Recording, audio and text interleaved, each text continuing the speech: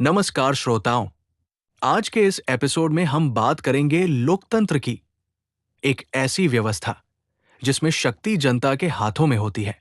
लोकतंत्र केवल एक शासन प्रणाली नहीं, बल्कि एक विचार है, एक ऐसी सोच जो बराबरी, न्याय और स्वतंत्रता को महत्व देती है। इसका मूल आधार है जनता की सरकार, जनता के लिए और जनता द्वारा। भारत दुनिया का सबसे बड़ा लोकतांत्रिक देश है।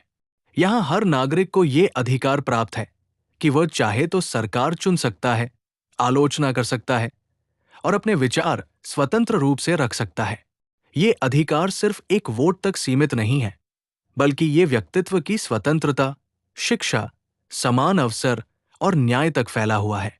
लोकतंत्र में हर व्यक्ति की राय मायने रखती है, चाहे वो गरीब हो या अमीर, शिक्षित हो या अनपढ़।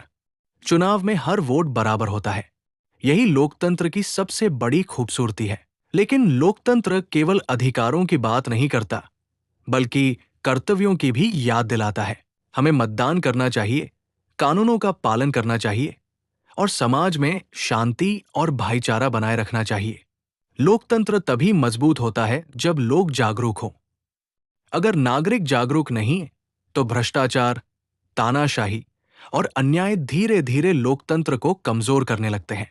स्वतंत्रता संग्राम के सेनानियों ने लोकतंत्र के लिए संघर्ष किया, जेल गए, कुर्बानियां दी। आज हमारा कर्तव्य है कि हम इस लोकतांत्रिक व्यवस्था को मजबूत बनाएं।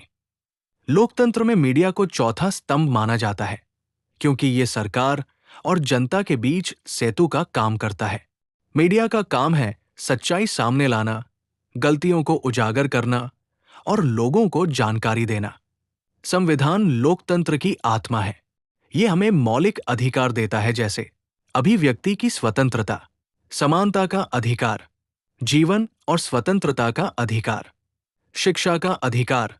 इसी संविधान के माध्यम से हमें ये सीख मिलती है कि लोकतंत्र का उद्देश्य केवल सरकार चलाना नहीं, बल्कि ऐसी व्यवस्था बनाना है जहां हर व्यक्ति सम्मान, अवसर और न्याय के साथ जी सके।